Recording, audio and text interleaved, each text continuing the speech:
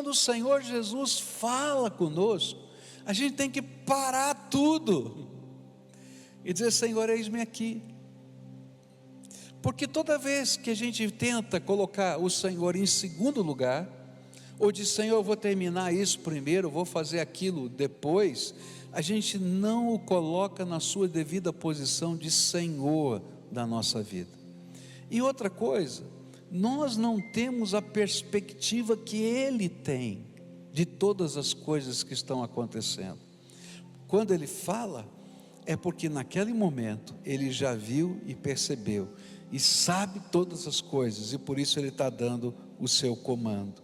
Quando Ele é o nosso Senhor, a gente vai descobrir que as ovelhas que são amadas dEle, não são nossas, são dEle, e Ele está nos encaminhando. Se você desenvolve alguma missão dentro do reino de Deus, você vai descobrir que essa missão não é tua, é dEle. Você vai descobrir que os recursos que estão na tua mão não são teus, são dEle. Que porque Ele é o Senhor, um dia prestaremos contas de todas as coisas a Ele. E essa é a parte ruim, não é? Porque um dia Ele vai dizer assim: o que é que você fez com aquilo que eu coloquei nas tuas mãos? E é interessante porque na Bíblia há várias parábolas de Jesus falando do Senhor pedindo contas aos seus servos. E algumas delas são muito fortes. Do servo infiel, ela é muito forte, porque diz que o Senhor entregou a chave da despensa àquele servo, e aquela chave foi usada só para si mesmo, e ele não repartiu a despensa com os conservos. E então o Senhor veio e pediu contas, e quando pediu contas, julgou o servo infiel. E o que a Bíblia está ensinando é que Deus nos deu a chave da despensa do reino. Se você é servo do Senhor, eu quero te dizer de uma coisa tremenda que Deus te deu. A chave da despensa do reino de Deus está nas tuas mãos. Você foi nomeado por Jesus o gerente administrativo naquela região em que você está, dos depósitos celestiais. Você já parou para pensar nisso? E você é o servo de confiança, mas o que Ele espera é que você abra as despensas do reino e comece a distribuir conforme a necessidade das pessoas, a graça que Deus já lhe confiou. E há uma coisa tremenda na economia de Deus, é que quanto mais você cumpre a missão que Deus lhe dá, tanto mais a despensa se enche, porque a despensa é do rei, e ele manda suprimento, e aí ele diz: olha, meu servo, faz essa obra no meu nome, porque ele te deu a chave da despensa, ele está te dando a honra do nome dele. Todo mundo aqui tem um sobrenome a mais depois que se converte, tá? Você agora é de Jesus. Pode dizer: olha, você é de Jesus, tá? Esse é teu sobrenome. Agora honra esse sobrenome, porque a chave da despensa está na tua mão. E um dia Deus vai pedir contas. Ele vai dizer: o que é que você fez com a minha graça? O que é que você fez com os recursos do meu poder que eu coloquei nas suas mãos? O que é que você fez com a minha ovelha? Porque não é tua, é dele. O que é que você fez? E aí, queridos, não vai ser um dia muito fácil, porque ele vai revelar para a gente a grandeza do que nos foi colocado à disposição e o que de fato estamos fazendo. Por isso Paulo vai dizer aqui: olha, eu servi ao Senhor, e vocês são testemunhas que eu servi com inteireza de alma, sacrificialmente, porque eu entendi que eu era só servo do Senhor. O Senhor colocou na tua vida dons, O Senhor colocou na tua vida habilidades. Dons são manifestações da graça de Deus. Habilidades ou talentos são coisas inatas que estão dentro de você. Deus colocou recursos nas suas mãos. E tudo isso que Ele está fazendo é para que tudo seja para a glória dEle. Porque você é servo dEle. E quanto mais a gente entende isso, tanto mais do poder de Deus Ele revela na nossa vida. Se não cuidarmos bem do que é dEle, seremos servos maus. Há pessoas que Deus encarregou só para você. Você já parou para pensar nisso? Tem pessoas que Deus disse: você é o encarregado de cuidar dessas pessoas. E algumas são complicadas, não é verdade? Mas são para a glória de Deus. E a gente tem que entender que somos servos do Senhor. E a minha pergunta para você é: qual tem sido o alvo da sua vida? Qual é o teu alvo? Qual é o teu projeto? Eu falei do meu para você agora há pouco, não foi? Que eu gostaria que a minha vida inspirasse pessoas. E o seu, qual é? Qual é o teu alvo? Qual é o teu projeto? Talvez esteja na hora de você perguntar, como servo do Senhor, qual é o alvo que Deus colocou para você na tua vida? Terceiro valor que a gente vai aprender aqui nesse texto, ainda no verso 19, diz assim: servi ao Senhor com toda a humildade e com lágrimas, sendo severamente provado pelas conspirações dos judeus. O terceiro valor é humildade. Pois, se somos servos do Senhor, e se precisamos ser a encarnação de Jesus, então a gente não pode ter outra atitude a não ser a atitude de Jesus, o nosso líder supremo. E Jesus foi humilde. Ele nasceu numa manjedoura, mas ele continuou humilde.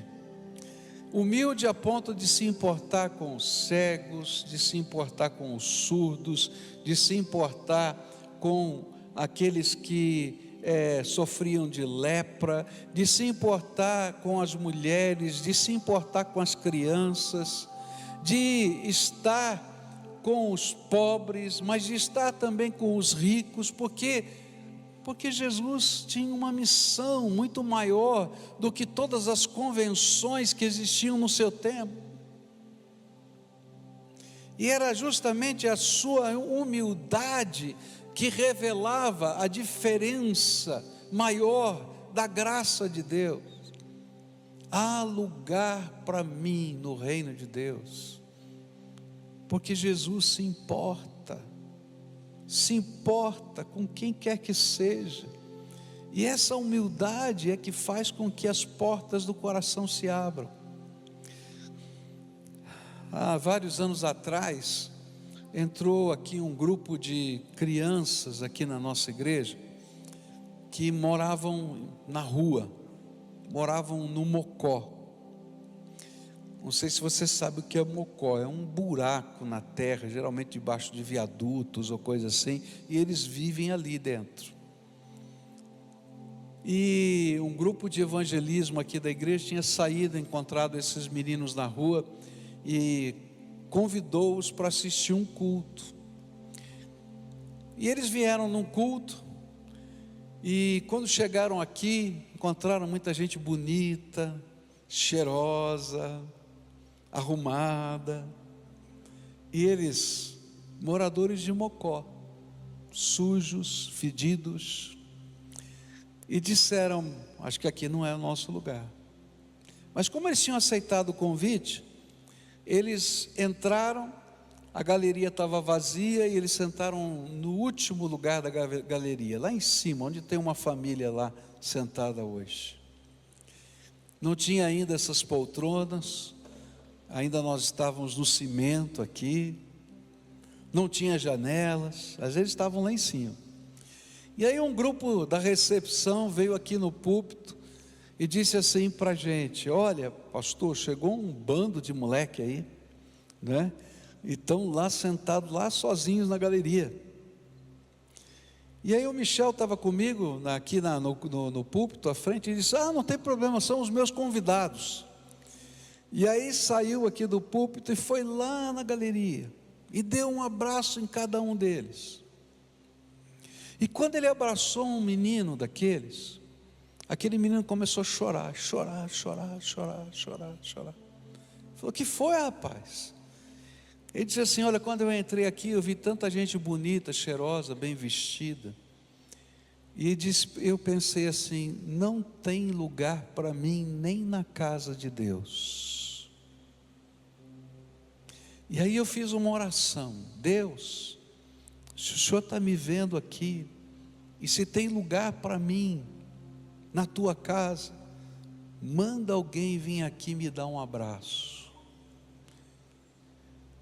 E aí ele mandou um dos pastores sair do púlpito e vir aqui me dar um abraço. Tem lugar para mim na casa de Deus, no coração de Deus. Sabe, queridos, quando a gente vive a humildade de Jesus, a gente está dizendo para as pessoas que tem lugar no coração de Deus para cada ser humano, não importa quem ele seja, não importa qual seja a sua história, não importa quais sejam as suas lutas, não importa qual seja o seu presente ou o seu passado, há lugar no coração de Deus. Há projetos de Deus, há verdade de Deus, há bênção de Deus, há misericórdia de Deus.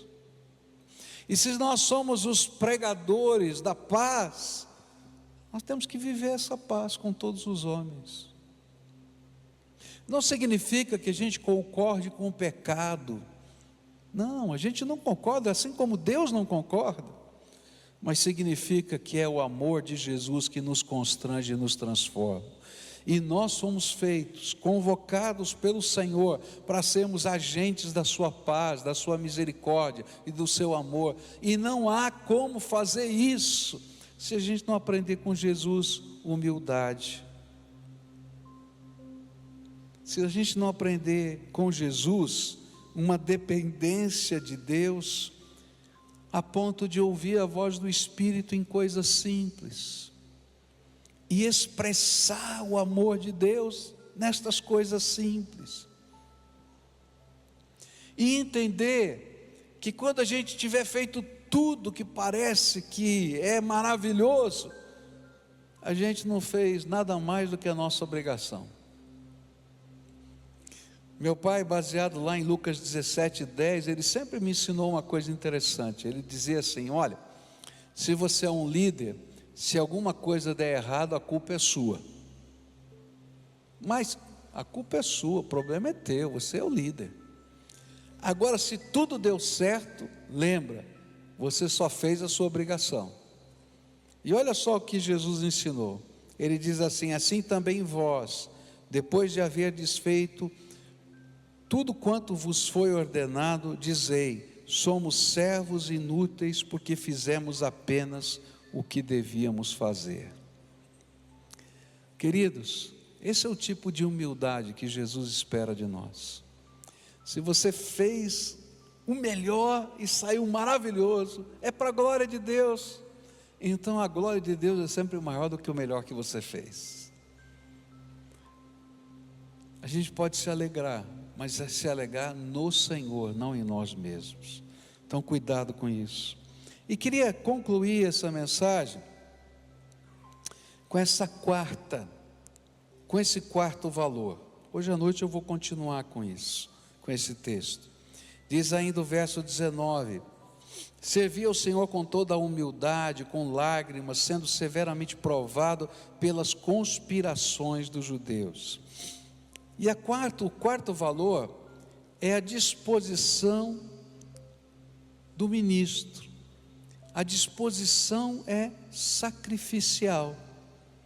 E é interessante que Paulo fala: eu servi ao Senhor com lágrimas. E se a gente olhar esse texto, ele vai dizer: estou indo para Jerusalém sabendo que lá eu vou enfrentar lutas. eu enfrentei ou produzi ou trago no meu corpo, como ele diz em Gálatas, as marcas de Jesus. Uma das coisas que a gente não entende é que muitas vezes na obra de Deus não tem só maravilhas. Na vida cristã não tem só coisa boa. Tem muita gente que fica decepcionada com Jesus e com o reino de Deus, porque acha que depois de terem recebido Jesus, vai ter um tapete vermelho cheio de rosas no chão, e você nunca mais vai ter problema, nunca vai ter dificuldade financeira, nunca vai ter enfermidade na sua casa, que afinal de contas você é filho do rei. Olha, se você olhar para Jesus, que é o rei, e olhar para a cruz, você vai ver que essa teoria não está batendo bem. E uma das coisas que a gente vai aprender na vida cristã é que em alguns momentos da nossa vida a gente vai chorar e a gente vai enfrentar lutas, porque as lutas sempre farão parte da nossa jornada de fé. Jesus nos ensinou que no mundo nós teríamos aflições, mas que deveríamos ter bom ânimo, porque Ele, Jesus, venceu o mundo. E uma das coisas que a gente vai aprender é que na obra de Deus a gente semeia com lágrimas, está lá no Salmo, mas na colheita a gente traz os feixes da colheita, os molhos, como está na antiga versão, com alegria e celebra. Na vida cristã tem dias em que a gente chora. Eu já chorei muitas vezes, e você? Né? Mas a gente chora sabendo que a alegria virá pela manhã, porque Deus vai fazer alguma coisa. Às vezes a gente não tem como suprir algumas coisas, e o milagre vem no meio da noite. O maná aparece de Deus. Eu digo sempre que na vida cristã tem épocas de maná, em que a gente vai receber o suficiente para cada dia, e se a gente tentar economizar o maná, ele apodrece. Mas há momentos na nossa vida da terra que emana leite e mel. Por quê? Porque tanto um momento quanto o outro faz parte de um grande propósito, de um grande projeto, de uma grande visão de Deus, que é muito maior do que a gente é capaz de perceber e entender naquele momento. Segundo, porque muito da nossa luta, a Bíblia diz que a nossa luta não é contra carne e sangue, mas contra principados e potestades. Queridos, nós estamos vivendo uma tremenda batalha espiritual, e não são as forças da nossa inteligência que vencerá essa batalha, mas vai ser o poder do Espírito Santo revelado na nossa fraqueza. E é por isso que a gente vai precisar às vezes chorar na presença de Deus, porque os nossos limites já chegaram, mas os limites do Senhor são infinitos. E a gente vai precisar se apropriar de algo que a gente não tem. E a Bíblia diz que a gente só vai poder ter esse algo se a gente buscá-lo de todo o coração. Buscar-me-eis e me achareis quando me buscardes de todo o vosso coração. E às vezes a gente não aprendeu ainda a buscar o Senhor de todo o coração, em áreas diferentes da vida. E aí a gente fica usando táticas que não funcionam. Aí vem as nossas lágrimas.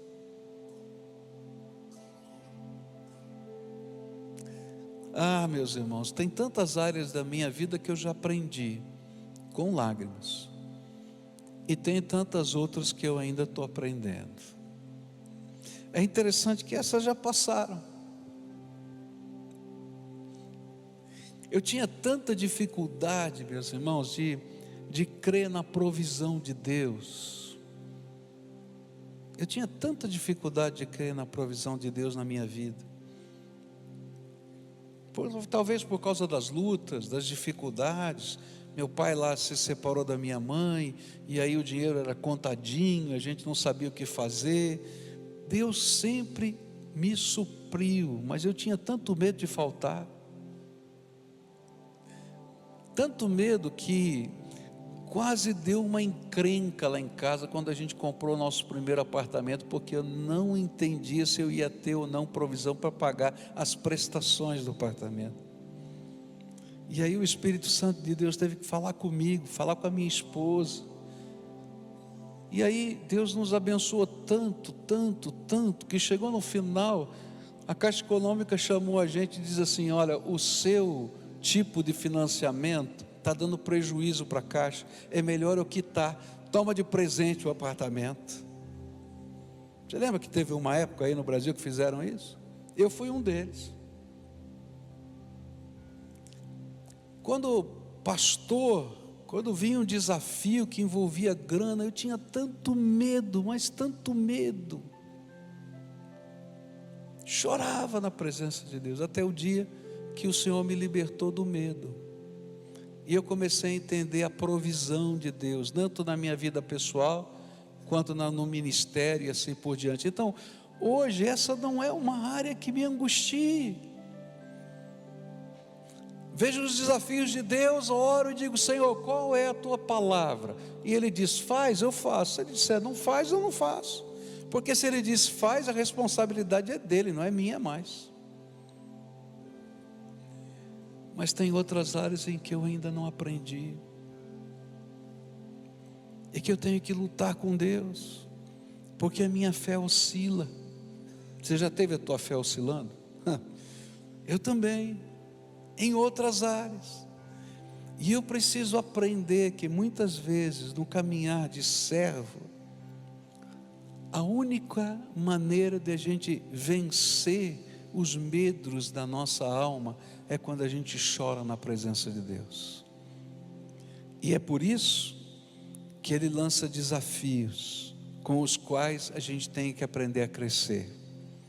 E aí a gente vai chorar na presença de Deus. Mas a bênção, sabe o que é? É que o choro na presença do Senhor revela um milagre. Tem um salmo lindíssimo que fala que cada lágrima que você derrama na presença do Senhor, o Senhor recolhe no seu odre e escreve a razão delas, de cada uma dessas lágrimas, no seu livro. E aí Ele começa a operar na nossa vida. Eu quero dizer para você que no mundo, no dia a dia, a gente tem lutas e aflições. E não há ninguém nessa terra que eu conheça, servo do Senhor, que já não tenha chorado, ou que não chore. Mas eu quero dizer para você que vale a pena servir a Jesus mesmo com as lágrimas, porque a gente nunca está sozinho. O Senhor é o nosso pastor e nada nos falta. O Senhor é aquele que nos sustenta, que nos abençoa. E sabe, a gente vai passando e vai entendendo que essa área da vida também agora está no controle dEle. Sempre esteve no controle dEle, mas a gente ficava segurando. E aí a gente aprende a descansar nas mãos do Senhor, todas as áreas da nossa vida. Nessa manhã eu queria orar com você, para que esses valores pudessem fazer parte da minha e da tua vida. Que Jesus pudesse fazer você alguém que inspire pessoas, porque as pessoas vão ver alguma característica de Jesus na tua vida. E que esse seja o alvo da tua vida. Que Jesus possa colocar o perfume dele, e por onde você passe as pessoas possam dizer: olha, tem algo bonito da graça de Deus que está fluindo aqui na vida dessa pessoa.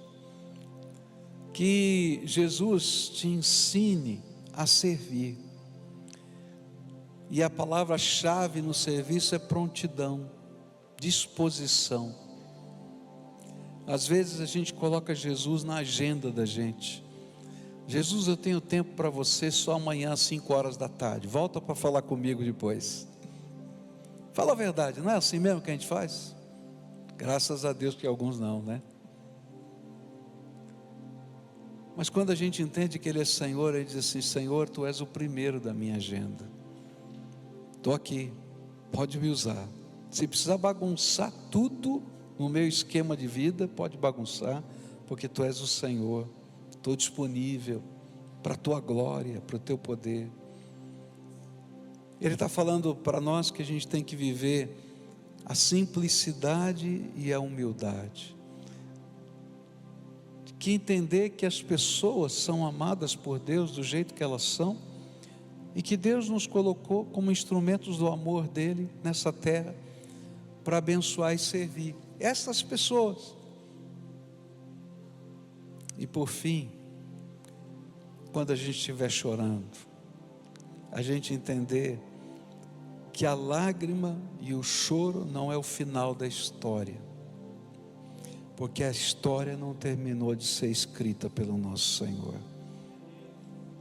Então que nessa manhã a gente possa orar por isso, e dizer: Jesus, me faz assim, me faz assim. Eu queria orar por você nessa manhã, e se algum desses valores estão em conflito com a tua alma, porque às vezes a gente está vivendo um determinado momento da vida que um desses valores está em conflito, e a gente sente isso. Eu queria que você colocasse aos pés de Jesus a tua resistência, a tua luta, a tua dificuldade, e que você deixasse Jesus revelar a glória dele aí com você. Então ora e peça ao Senhor: Senhor, estou ouvindo a tua voz, e o teu Espírito me tocou nisso. Estou me colocando aqui nas tuas mãos. Escuta o meu clamor e me abençoa. Mas nessa manhã eu queria orar em especial para pessoas que queiram colocar Jesus como Senhor absoluto da sua vida. Há uma diferença muito grande em respeitar Jesus, em crer em Jesus, em saber que Ele existe, saber que Ele é poderoso. Mas há um dia que a gente diz: de hoje em diante, quem manda na minha vida é o Senhor, e eu vou colocá-lo em primeiro lugar. Então, se você é essa pessoa a quem o Espírito Santo está falando, para tomar uma decisão tão séria como essa, de colocar Jesus como Senhor da tua vida, absoluto, eu queria convidar você a dar o primeiro passo de fé. Que você saísse agora do seu lugar, viesse aqui para frente para a gente orar. E olha, não é porque esse lugar é santo não, maravilhoso, porque tem um poder na mão do pregador, não. É porque se você não é capaz de ouvir a voz do Espírito aqui e agora, essa sua decisão não é verdadeira. Porque se o Senhor manda, ou se toca a campainha, a gente corre. Então, se hoje o Senhor está falando ao seu coração: eu quero ser o teu Senhor, e você ainda não me deixou ser teu Senhor. Tem áreas da tua vida que você não me entregou. Tua vida inteira está no teu controle, não no meu. Então hoje eu queria desafiar você a entregar a sua vida ao senhorio de Jesus Cristo. Há alguém aqui a quem o Espírito Santo está falando? Vai saindo aí do seu lugar agora. Vem para cá, querido, vem para cá, em nome de Jesus. Quem mais o Espírito Santo está falando claramente? Você está entendendo a voz do Espírito? Vem para cá, em nome de Jesus, vem para cá. E a gente vai orar, fazendo essa entrega, tá? Essa entrega, é uma entrega incondicional. Jesus é Senhor, Senhor, Senhor de tudo, tudo, tudo. É dono, né? É uma palavra forte, porque é uma palavra dos tempos antigos. O Senhor era o dono do escravo, né? Essa é a expressão. Tem um livro muito interessante, um dia se você quiser ler, diz assim: eu escravo de Jesus. É incrível, tá? Porque mexe com a estrutura da gente. O Senhor Jesus é dono da minha vida, tá? Então agora, normalmente tem coisas que são simples para a gente entregar, e tem coisas que são difíceis para a gente entregar. As simples eu acho que você já até entregou em outros momentos da tua vida. As difíceis é que talvez hoje o Senhor esteja falando com você. Então, Tenta lembrar algumas delas e coloca essas na presença do Senhor. Move os teus lábios e fala: Senhor, eu estou colocando isso no teu altar. É difícil para mim fazer essa entrega, mas eu estou colocando isso no teu altar. Mas não para só nisso, porque Jesus quer ser Senhor de tudo. E aí você coloca toda a tua vida, os teus sonhos, o teu presente, o teu passado, o teu futuro, o que você conhece, o que você não conhece, e convida Jesus para ser o Senhor da tua vida. Entrega a chave para Ele. O Senhor é dono, faz o que o Senhor quiser. Senhor Jesus, o Senhor está ouvindo a oração desses teus filhos, e nessa hora eu quero te pedir, manda o teu Espírito Santo agora, e que o teu Espírito Santo tome as chaves, não somente das áreas especiais que eles colocaram diante do Senhor no altar, mas até daquelas que eles não conseguem enxergar, que detêm a posse, para que eles sejam cheios da tua graça. E eu quero te pedir uma coisa, Senhor. Às vezes quando a gente faz uma entrega, o inimigo sussurra no nosso ouvido que vai ficar um vazio na nossa vida. E eu quero te pedir que o Senhor encha a vida desses teus filhos da alegria e do poder do Espírito Santo. E que a alegria do Senhor seja uma marca tão grande, tão forte, de liberdade, de alegria, de prazer, de gozo no Senhor, e que o Senhor os abrace com o teu poder. Ó Pai, abençoa, abençoa, abençoa, abençoa. É aquilo que eu oro em nome de Jesus.